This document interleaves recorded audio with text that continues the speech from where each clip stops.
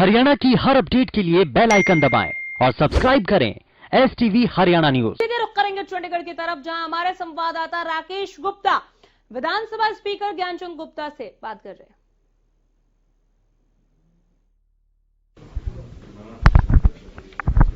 हाँ बिल्कुल, देखिए विधानसभा अध्यक्ष ज्ञानचंद गुप्ता हमारे साथ हैं।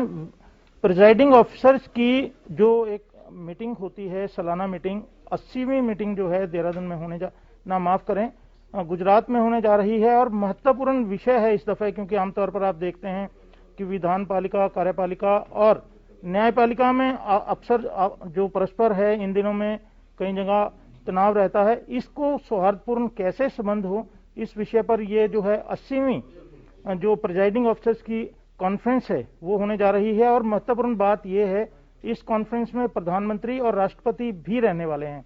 ज्ञान जी नमस्कार। सर ये बताएं कि ये जो कॉन्फ्रेंस है ये कब होने जा रही है और कहां पर होगी?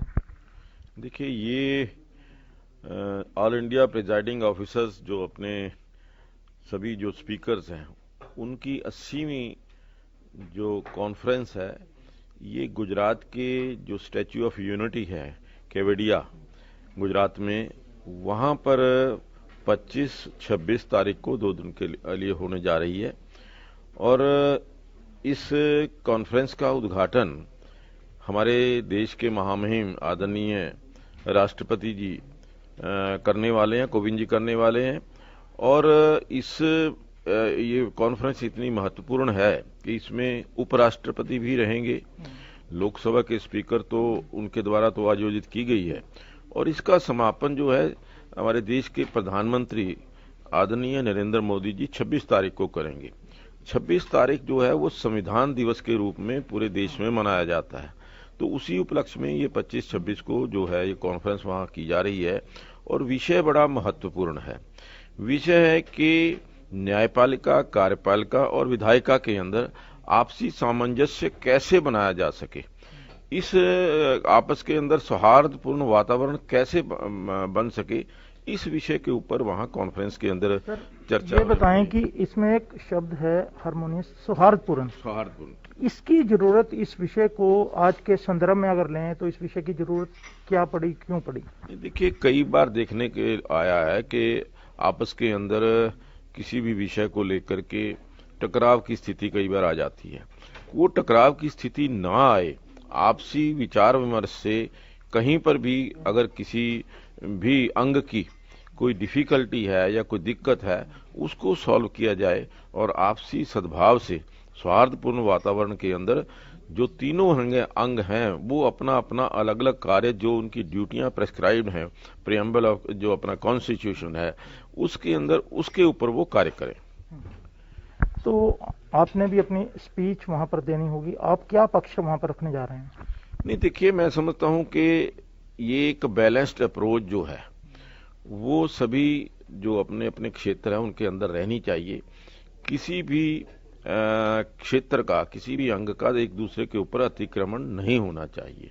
तो मैं समझता हूं कि इससे प्रत्येक जो हमारा इसका कॉन्स्टिट्यूशन के अंदर जो दिया हुआ है उसके अंदर हर एक अंग वो स्वतंत्र रूप से कार्य कर सकेगा। आमतौर पर देखने में आता है कि कई दफे जैसे विधायिका को जो है, जो दूसरे हमारे अंग हैं, कार्यपालिका है भले ही न्यायपालिका है, वहां पर विधायिका को माना नहीं जाता है, या फिर जो विधायिका के आदेश रहते हैं वहां पर कहीं ना कहीं दुविधा होती है इम्प्लीमेंटेशन के लिए।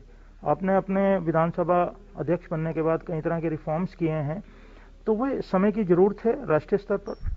नहीं, बिल्कुल। देखिए, राष्ट्रीय स्तर के ऊपर इस बात की आवश्यकता है कि जो कार्यपालिका, जो विधायिका कानून बनाती है या जो आदेश देती है, उनकी इम्प्लीमेंटेशन जो है वो कार्यपालिका ने करनी है। वो ठीक ढंग से हो जाए, जो विधायिका चाहती है उसके अनुसार वो कार्य हो। इसी प्रकार से जो न्यायपालिका है, न्यायपालिका के अंदर भी कभी मतलब जो विधायिका के जो निर्णय हैं या विधायिका के जो उसके ऊपर कई बार देखने के अंदर आया है कि जैसे कोई टकराव की स्थिति आती है, वो स्थिति ना आए। ये जिस तरह से आपने कहा, क्योंकि कहीं ना कहीं मीडिया भी चौथा स्तंभ, 3 स्तंभ तो आपने बताए, क्योंकि लेकिन संवैधानिक दर्जा मीडिया को नहीं हासिल है। क्या आप कोई पक्ष ये भी रखेंगे कि मीडिया के जरिए भी कई दफ़े अच्छी बात है या कई दफ़े गलत समझा जाता है, तो मीडिया को कोई पक्ष आप वहाँ पे रखने जा रहे हैं कि मीडिया की क्या जिम्मेवारी रहनी चाहिए? देखिए, इसमें कोई डाउट नहीं है कि मीडिया एक देश की उन्नति के लिए एक बहुत आवश्यक है और न्याय के लिए बहुत आवश्यक है।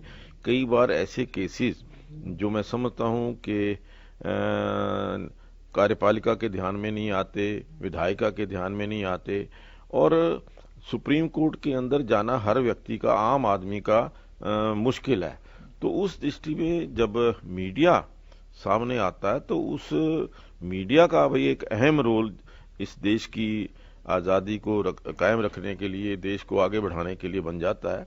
तो इसके ऊपर भी मैं समझता हूं कि मीडिया जो रोल है उसके ऊपर भी हमें ध्यान देना अति आवश्यक है। बताएं कि अब हरियाणा का जो प्रेजाइडिंग ऑफिसर्स की मीटिंग है, हरियाणा ने भी काफी समय पहले की थी, कि आप भी इसकी आयोजन लेने के लिए तैयार हैं या मांग करेंगे?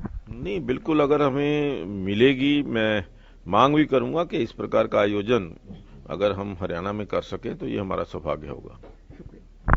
तो ये हैं ज्ञानचंद गुप्ता जो बता रहे थे कि जो गुजरात में प्रेजाइडिंग ऑफिसर्स की मीटिंग होने वाली है अति महत्वपूर्ण है, खासकर आज के समय में, क्योंकि विधायी पालिका में जो फैसले होते हैं इम्प्लीमेंट करने होते हैं कार्यपालिका ने, तो वो कार्यपालिका को किस तरह से और ज़्यादा इफेक्टिव बनाया जाए, इस पर वहाँ पर चर्चा होगी।